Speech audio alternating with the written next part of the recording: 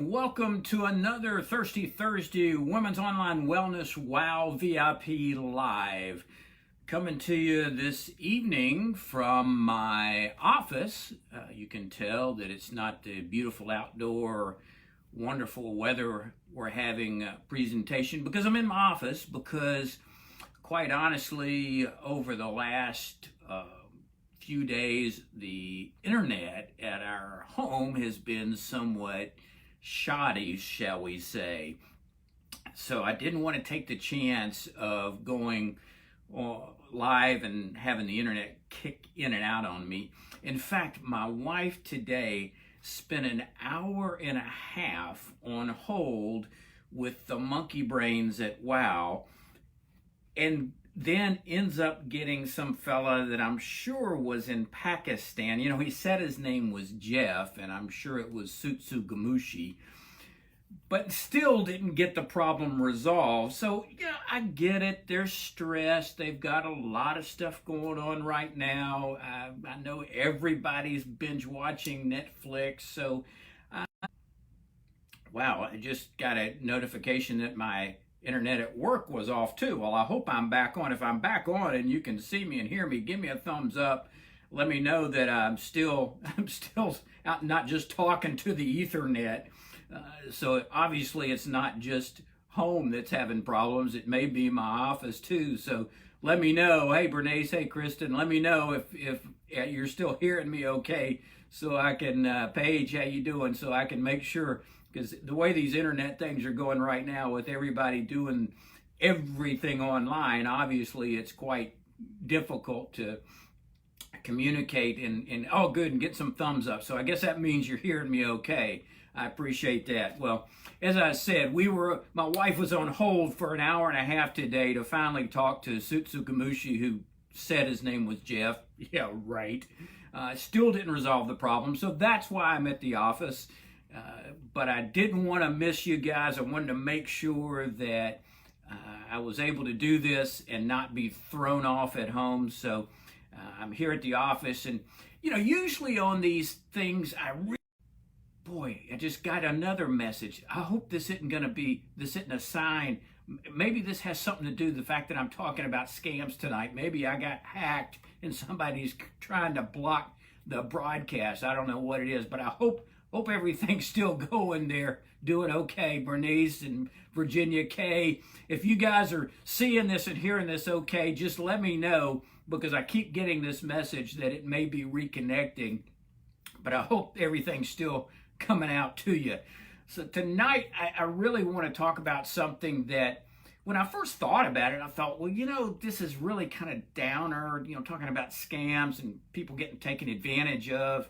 And that's the last thing I really want to do on these things, because I want to really be positive. But then as I reframed it, I realized that by talking about this, I'm hoping that I'm going to relieve some of the anxiety and get rid of some of the stress that you're already experiencing. Because the last thing we need to deal with when we're worried about our economics and our psychology is worrying about somebody stealing your identity or getting a worm, or do they even make worms anymore? Anyway, malware on your computer. I mean, that's the last thing you want to deal with, especially now when so many people are doing things online. We're actually exposing ourselves much more just by the nature of how we're having to communicate these days. So it's very apropos, I think, to view and to talk about these things that have really skyrocketed in the last few weeks, but come at it from the standpoint of how can we be proactive and reduce the likelihood that they're going to affect us? Because we got enough to worry about, right? We don't need to have to worry about these scum monkeys that are doing all these things. And let's face it, I mean, my favorite quote right now is that stress and difficult times don't build character, they reveal character. And I think that's very appropriate when we're talking about scams, because let's face it, there's just some bad eggs out there. There are just some real scumbuckets who will utilize any crisis, any opportunity to do the kind of things that create havoc and financial disaster and economic disaster and psychological disaster. I mean, there's just some bad people. I'm sorry, there are. There are just some bad folks. But we can benefit from that. I love a quote that I ran across from Zig Ziglar, and many of you are familiar with Zig Ziglar, one of the greatest motivational speakers of all time, and just a magnificent person. And he said, never blame anybody for what happens in your life. You see, good people will give you happiness.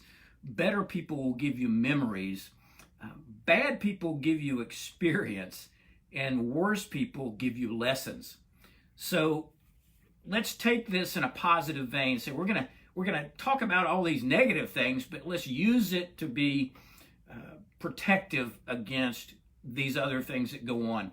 And it's so important right now in the middle of COVID-19 and this stuff's happening, because there has been an explosion of scams, whether that's online or phone or even in person.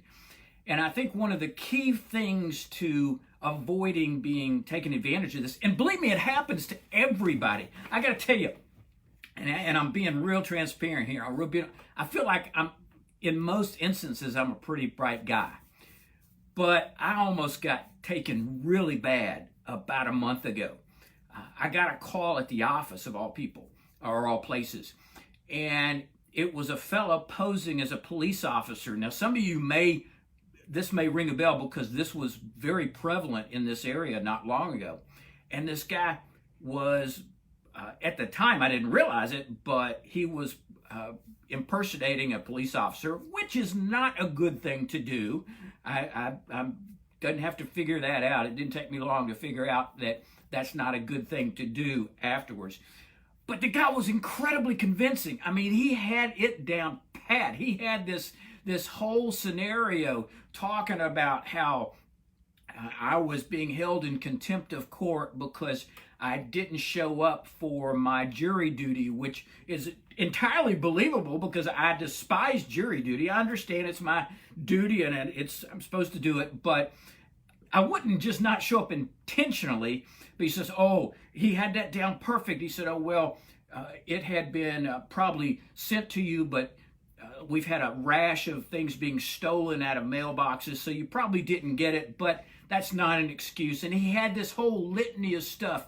I mean, he sounded convincing, and I'm a skeptic from the get-go, but this was very realistic. And of course, it was right in the middle of patients, so I'm freaking out because I've got all these folks that I want to see. So and he's going through this list of stuff that I had to do so that I wouldn't be arrested and that I wouldn't. And it was so believable until it got to the part about sending him some money.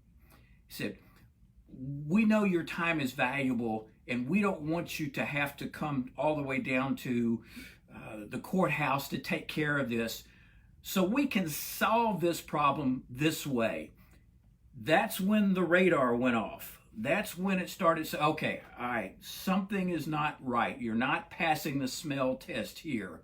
So at that point, as I became skeptical, it began to get evident that something just wasn't clicking here. And then he says something about not being able to utilize cash or checks, and you had to use these prepaid Visa cards. And of course, at that point, I knew it was completely bogus because there's not a politician, there's not a government person around who won't take cash. So I knew at that moment this was a total scam. But I got to tell you, I got to be honest, they had me going for a while. So I know these folks are really, really good at what they're doing. And they have taken this crisis of COVID-19, this pandemic, and they've tweaked it and twisted it and come up with really variations on oftentimes old scams. So I just wanted to take a few minutes tonight to make sure you're aware, because the awareness, that's the biggest immunization. We're talking about vaccines. That's the biggest vaccine against these scams, is just being aware, just being mindful, just being thoughtful of what the possibilities are. So I wanted to run through these in two ways. One, I want to just make you aware of the variety of scams that are out there specific to COVID-19, give you some pointers as to ways to avoid these things so that you're never having to even deal with the issue. And then talk about a couple of ones that have been extremely prevalent in the last week to 2 weeks, and probably will continue for the next couple of weeks, just to make sure that we burn on all cylinders. And then I've got at the end, you know how we talk about the head, and this is the head part, and then we got the heart part. I want to talk to you a little bit at the end about suffering and how that applies to what we're talking about today. So I want to just go through some of these scams that are out there now so you can be sure that you are way ahead of these dirt bags and are not going to allow them to create any more havoc in your life than is already there. One of the most common ones we're seeing now are these testing scams. You know, there's been so much in the news and everybody's so aware about some of the issues having to do with testing, not having enough test kits, being concerned about being able to get tested, trying to be tested so you can find out whether you can go back to work. All that's out there, and everybody's aware of the relative scarcity of these things. So that was a perfect opportunity for these monkey brains to then say, all right, well, here's our scam. We're going to make people aware that we have some tests. So whether it's by email or by phone calls, people are soliciting people to buy these tests, and they're all garbage. They're all no legitimate organization, no government organization, no hospital is going to reach out to you and say, hey, we've got these tests, do you want them? But they're out there. And in fact, I've actually gotten 2 emails in the last 4 days saying, we have tests available, send us your credit card. Just know that there is no way to get testing by answering an email or by someone soliciting to you on the phone. But that's gotten very popular. Kind of dovetailed into that now are treatment scams. There are a proliferation of folks, and this kind of goes 2 different directions. You've got the folks that say they have a treatment that is available, that's over the counter, that's some herbal product that the government or medicine doesn't want you to know about because there'll be a run on it and it'll be not available. So we have selected these few people to get this. There's no treatment that's over the counter. There's no non-prescription herbal product. I saw a video, and many of you may have gotten this video and seen it because it's very widespread, from some buffed up idiot chiropractor, and chiropractors are great. I'm not trashing chiropractor, but this guy was just an absolute scumbag, talking about how this particular herbal concoction that he had exclusive rights to and had all the science to back it up, and gee, nobody else in the known universe happened to know about it. Imagine that. But he was going to make that available, and it just so happened that it was available on his website. But these folks are brilliant. They're very smart. They use half-truths. They use words that sound legitimate. They use words that sound scientific. And they use just enough correct science to make it sound believable. And now this isn't new. This is not just isolated to COVID-19. This goes on all the dadburn time. I mean, we see this in especially if you're someone like me who embraces the use of alternative approaches and natural medicines, and who feels like that there's a lot to be said for some over-the-counter vitamins, herbal products. I'm a big believer in that, and many of you know that. But they have to have empirical scientific proof and legitimate proof that they are effective. Well, many scammers now will take specifically situations related to viral illnesses. That's their big buzzword right now. They won't necessarily get up there and claim that this helps with COVID-19, but they'll use the buzzword viral illnesses. This has been proven to help with viral illnesses, wink, wink, wink, like this is going to save the day if you've got COVID-19. Well, just know that the science is very clear that there is no one single supplement, no one single herbal, no one over-the-counter product in isolation or in combination that is going to provide protection, immunity, treatment. It just doesn't exist. So when you start hearing those kind of words like cure, prevention, secret formula, exclusive, not recognized by traditional medicine, that's when you've got to let your little feeler radars go up and say, well, not so sure I'm going there. You see, we all tend to have a certain selection bias. How many of you just have your TV turned to a particular news channel? How many of you will read only certain magazines? And that's okay.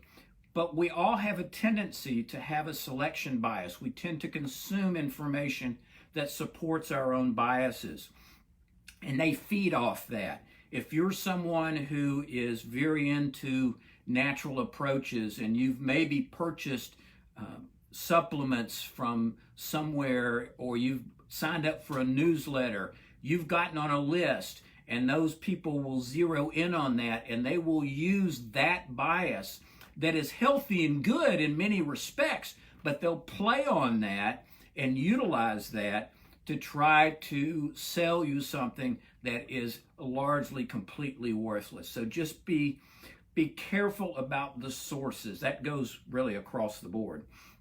So you've got treatment scams. You've also now got supply scams. And again, this is all driven by the news that talks about deficiencies in certain areas, PPE, the protective equipment, the masks. Oh my gosh, I've been inundated of emails saying, we have plenty of masks. We know you can't get them from the government because they're evil and bad, but we've got plenty of them. I mean, we're not going to tell you they're made of cardboard, and they, even if we send them to you, which a lot of places they won't, but we've got them. So you've got to be very careful about any promotion talking about things that are theoretically in poor supply right now. They're picking up, literally these people are watching the news and they're looking for anything that they can latch on that people are anxious about. And what have we been anxious about? We've been anxious about testing. We've been anxious about treatment. We've been anxious about supplies. So they're latching on to all that. As we get into this in a minute, we're going to talk about the economics of it. We've been anxious about our economics, and there's a bunch of stuff financially going on right now. So be very, very careful about anything touting, we've got plenty of the private protective equipment, or we've got plenty of masks, or we've got all the different protective, keep yourself safe. We know that you're not getting it as you should, but we've got it, and it's only $25 a mask. Be very careful about that. Provider scams. They've even, of course, that's another anxiety. People are worried about being able to get into the doctor. People are worried about being able to be seen for whatever issue it is. They're worried about whether they can go to the ER. So there are actually scammers now that are contacting people by phone or email, and they're pretending to be doctors or hospitals, and they're saying either we can meet with you, and this is what I hate, because we're doing a lot of telemedicine now, and a lot of doctors are doing telemedicine, and it is a wonderful wonderful tool. But again, it's a source of scams for a lot of people. Here's the way most of it goes: is we can have you talk with a nurse or a doctor, send us your or give us your credit card number, and for only $30 you can have a 45-minute face-to-face meeting. Now, not going to happen. Number one, you don't know who's on the other end of that camera, and number two, chances are they'll never show up anyway, and no legitimate person is going to solicit that from you. Nobody's going to, when we talk to our patients about telemedicine, number one, they know us, and they know that that we're legitimate. So never, ever accept that from somebody who you don't already have a relationship with. So you've just got to be very smart about even avoiding calls from what sounds like legitimate providers. This is one that really just gets my panties in a wad, and that's the charity scams. We've seen those markedly increase in the last month, and those have been around forever, but now they've really skyrocketed, playing on the sensitivities of folks who are much more likely to want to reach out during times of need and help with individuals who are in worse shape. I've talked numerous times that a great tool for getting through some of the stress that we're dealing with is helping others and reaching out to others. And of course, the scammers have picked up on that. So they've adopted very officially sounding names like first responders relief fund, and I mean, they're just using all these different names that sound official, asking for donations. And of course, the bottom line with any of these is do your own research. Never, ever, ever give anyone money or information on the first blow by. I don't care who they are. If there's a legitimate organization, they can stand for you to wait a day or two as you research them, but never, ever give a charity organization anything unless you have already done your research. And believe me, you're going to get inundated with very specific organizations claiming to be helping in this particular. I mean, there's a special place in hell for those people because they tend to really prey on the elderly. So not only are these people at the highest risk for complications, already probably freaked out due to the loneliness that can happen with isolation, but then to be subject to these scams, it just really wants me to make blood shoot out my eyes and want to rip out their lungs and feed them to the ravenous badgers, like I said on my first thing. We're going to talk about phishing scams in just a minute because those have a special explosion during this time frame, along with the telemarketers. There, one that's really showing up kind of uniquely to this particular scenario are the app scans, where they're telling the email or the website is saying, if you download this app, you can enter information and it will help track if you or a loved one or someone you know is exposed. It will help track the disease, and you can enter in a data bank where that way people can be tracked so contacts can be located. And unfortunately, there's a lot of them out there that are absolutely scams. They're getting your personal information and not using anything for data collection. And it's just inserting malware and phishing devices on your computer. So be very skeptical of any kind of apps that say that they are going to utilize the data to help in studies or scientific evaluations. You're not going to get that from legitimate investigators.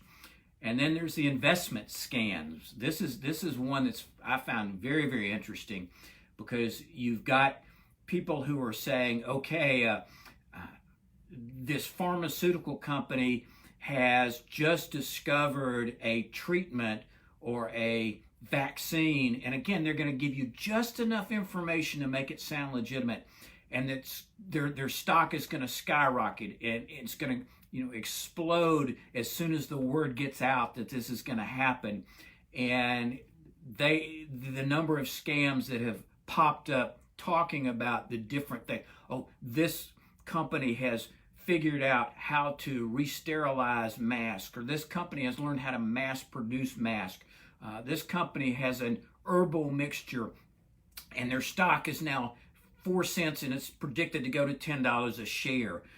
So that they'll go to the extent of issuing research reports or white papers. I mean, the level and the depth that these people will go to try to get someone to invest is frightening. Just know that that's out there. So, what are some things that you can do very practically to prevent any of these 7 or 8 different categories of scams affecting you? Obviously, you've got to independently verify any company who contacts you, whether it's by phone, whether it's a charity. I'm going to actually put up several legitimate, I promise I've checked them out, legitimate websites where you can go investigate companies. You can go and actually figure out if they are who they say they are. I will post those at the beginning of this video to give you access, and that's absolutely mandatory. Places like charitynavigator.org, it's a great tool for assessing whether it's even a legitimate charity, and then you can even dig in deeper and figure out how much they're actually spending on fundraising, how much they're spending on what their purpose is. Check the websites and email addresses of anybody offering information. You've got to be a critical consumer. You've got to be somebody, I'm getting so excited, I'm getting all choked up here. You've got to be responsible. And this doesn't apply necessarily to scams, but even to the news that you're getting, the information. Remember how I told you earlier, my suggestion is to find 1 or 2 reliable sources that you've examined, that you've checked out, and then check them maybe once or twice a day. And that includes the Dad Burn News. Do not keep that playing in the background. Do not turn on the news 3 or 4 times a day. I promise you there's stuff that's happening on a regular basis you need to know about, but you're going to know about it if you just look at it once a day. There's such widespread dissemination of information now. There's not going to be some massive change or discovery that you're going to need to watch every 2 hours to be able to know, and it's just going to make you miserable. So find something that's reliable, stick to it, watch that intermittently, and avoid any of the other garbage that you're being sent or being told to check out. Certainly any unsolicited emails talking about treatment, testing, supplies, investments. I mean, just don't even, I wondered for years, just clicking on those emails, would that create a problem? If you actually click on the email and read it, is that going to put bad stuff on your computer? And the answer is no. Years ago, it's possible, but once they changed the HTML and all that stuff, you could actually read the email. Just don't click on any of the hyperlinks, when it's a different color and you the word and it says go here. Don't ever click into those on an email. Don't ever click on an attachment that you don't trust.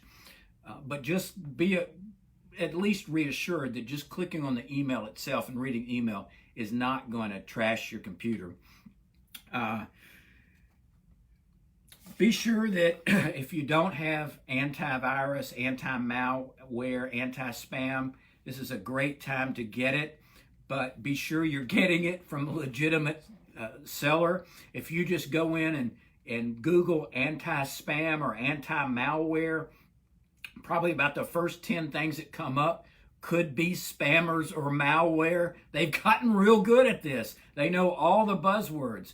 So go to a legitimate source, some place where you trust. Like, for example, there's a radio show I listen to on computers a lot called Kim Commando. She's a nationally syndicated radio expert on computers, and she has her site, and on that site she has different categories of things. So that's a place I trust because I've researched it, I understand. So if I wanted to get, say, an anti-malware product, I'd go there. I wouldn't just type in anti-malware product. I'd go there and get those recommendations. And everybody knows those sites where they can get good recommendations. So just do that. Don't just Google something. You're liable to get It's like years ago, whitehouse.com. Remember the website whitehouse.com? Well, that was a porno site because the correct site was whitehouse.gov. But these guys were brilliant, and they knew a lot of people would go to whitehouse.com thinking that was the White House, and they'd get a big surprise. So you've got to be you can't just go by the wording. And that goes to things like CDC.org or CDC.com is not the correct Centers for Disease Control website. It's CDC.org. So you've got to be careful when you either Google something or you think, oh, well, of course that's going to be NIH.com or NIH.org or no, you can't assume that. You've got to be careful about what you put in those search engines or what you assume the address would be. A couple of things that have really gotten crazy, and that's the robocalls. Man, there's nothing that irritates me more. Here's a couple of things next time you get a live robocall. If you have one of those sound horns that you take to the football games that sound like train whistles, if you get a live robocall, just within about the first 5 seconds, just give them a blast of that train whistle, and that'll be something they'll talk about once their hearing comes back. The other thing you can do if you've got the time and you're really bored is engage them in a conversation, but make it something like you're schizophrenic. In other words, they maybe say, hey, this is Maurice from the Save the First Responders Fund. And you go, Maurice, oh, I am so glad you called. How's the family, by the way? Is everybody doing okay? And he said, well, no, we're talking about the Save the First Responders. My uncle was a first responder. That reminds me of a story. Last Thanksgiving, we got, and just talk and talk and talk, because their whole business model is based on getting on and off the phone as quickly as possible and getting your credit card. But just have fun with it. Drive them nuts. And this is if you've got the time and you're bored and you're socially isolated and you're just going nuts. Just go, just pick on one word they say and just go off on a tangent and see how long they actually will continue to engage you. It's worth it. It'll be fun. Just do that next time you get a robocall. The phishing email. Oh, this is something I want to cover because this is very, very important in the last 2 or 3 days, as some people are actually now getting those checks from the government. That's become a real source for scammers to really latch on to that. So the IRS actually came out. It was such a problem. The IRS came out with some guidelines of things to do for taxpayers to avoid what they've already experienced, what they've already seen from scammers. So one of the things that they'll see is people will talk about in an email or a robocall, they'll talk about the stimulus check or the stimulus payment. Well, the official term is the economic impact payment. So if somebody's calling you up and saying, hey, have you gotten your stimulus check yet? Or you get an email that says the stimulus payment that you'll be receiving, we can double that and provide an extra donation to so-and-so. It's probably bogus if they're not using the correct term. Any communication from the government is going to talk about the economic impact payment. You're getting people who are calling you, asking you to sign over their check to them so that they can then utilize it for different purposes or for investments. They ask by phone or email or social media for verification of personal information. They're claiming to be IRS agents, saying that we know you got your check, but before you can cash that, and this is for those who don't have direct deposit, and there's another scam they're using. They're saying before you can legitimately cash that, we have to verify that you're the right person. So they'll start asking you for all this information under the auspices of they are verifying that you're the right person to be having that check. Garbage. It's not true. It's fake. They're just trying to get your information. Then they say, okay, you've gotten your economic impact. Here's how you can accelerate getting your refund if you're due a refund. And they'll go through the same stuff. Now, again, this could be somebody on the phone. This could be on an email, all claiming to be able to accelerate the process for you. Or if you haven't gotten it yet, they can be saying, well, our records show it was sent.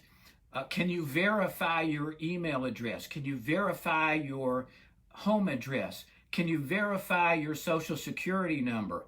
I mean, they're going to be asking those things so I can help clarify why you haven't gotten it. They'll start out by saying, have you gotten your check? And if you say no, then they'll launch into that. So don't ever give information. The government will never, ever, they'll do a lot of stupid things, but they'll never call and ask you for that kind of information. It just won't happen. Wow. Okay. I think that's kind of everything that quite honestly, a lot of that's out of my wheelhouse, but I felt, and this has absolutely nothing to do with women's health. And I know many of you are out there going, what the hey, come on, dude, tell me about, itches or hot sweats or, something that has to do with women's health and this virus. Well, I just felt like with this massive influx of what I've seen in my own life and what I can only imagine you have too, that this might be, if nothing else, giving you a sense of awareness of what's going out there so that you're a little bit more mindful as you're going through that email, scrolling through your emails, getting the phone calls, hearing something from somebody else, seeing something posted on Facebook, God forbid, that's being tweeted, that you'll just be a little bit more aware of what's going on out there and why and how to avoid that. The idea is to reduce suffering. We all are suffering right now.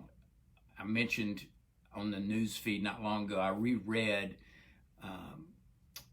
the Viktor Frankl's book, Man's Search for Meaning.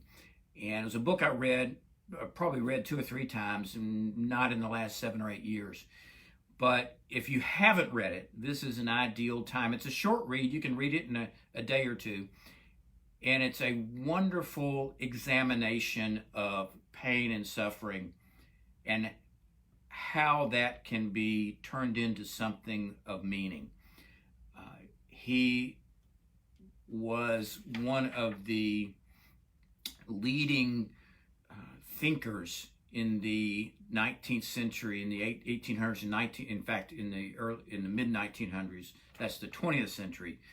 He was one of the 3 pillars of psychology and thinking about behavior during that time. There was Sigmund Freud, and he talked about life being about achieving pleasure and avoiding pain.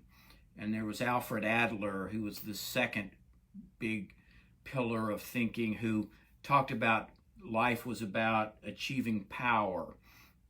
And then there was Viktor Frankl, whose school of thought was called logotherapy, and he talked about meaning. He talked about life was about meaning. He actually said that he who has, in fact, it was Nietzsche who said this, but I think Frankl lived this. He said, he who has a why to live can almost bear any how. And as we go through this time, when we talk about suffering, when we talk about all the stress and anxiety, Frankl would talk about it from the context of giving meaning to that suffering. One of the ways of dealing with suffering is attaching meaning to it, understanding that there is purpose, that there is a reason. That's the people who survived these Nazi concentration camps largely were people who had some type of purpose that was still in their life, some type of meaning, whether it was like Frankl's was to tell the story so people wouldn't forget. whether it was a family member who was dependent on you getting out and being a part of their life. There was some meaning that was attached to this suffering, that those were the people who tended to be able to survive. They were able to make it through what was obviously massively more horrendous than what we're dealing with today. But yet, even in today and what we're dealing with, if we find meaning in that, if we look at it, now that's to be distinguished from suffering that is preventable. Suffering just for suffering's sake is masochistic. That's not what I'm talking about. I'm talking about unintentional suffering, secondary to things that were out of your control, like this virus in many instances. Many of us now are under stress and pain from situations that we didn't bring on ourselves.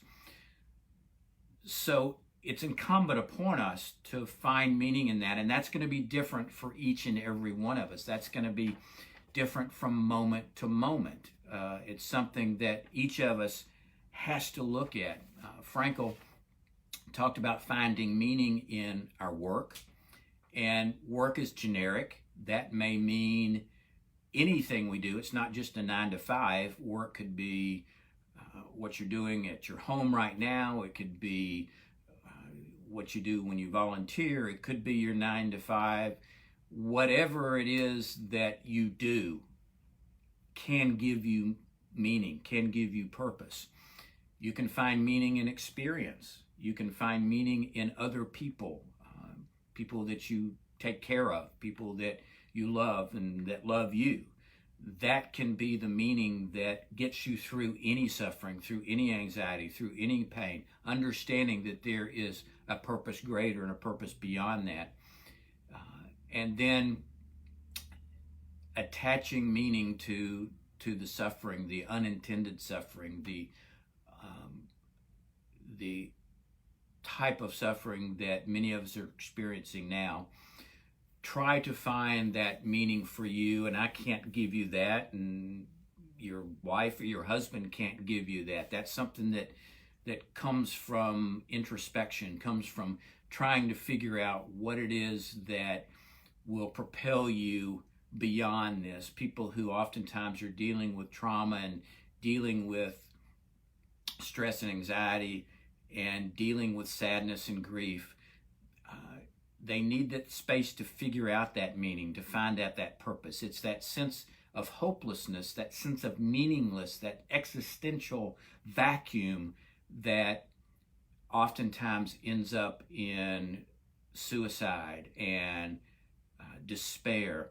So my challenge to you over these next several weeks, as we're continuing to deal with all these issues, and hopefully we're becoming, again, seeing the light at the end of the tunnel. My challenge for you is look within yourself and figure out that meaning. That meaning may be related to your faith. It may be your belief system. It may be, again, your work, your relationships. And it may simply be in going through what you're going through, knowing that in spite of the fact that it's going to change things, and it will for all of us, it has the potential to change things for a reason. So identify that. If you don't do anything else over the next couple of weeks, figure out the meaning that this has to you, and then use that to propel you to come out on the other side, when we all will, with a sense of understanding that you didn't have before all this happened. Make it something that's positive. So that's all I got for you tonight. Stay vigilant, stay away from the scams, and figure out the meaning. Until next time, make healthy choices.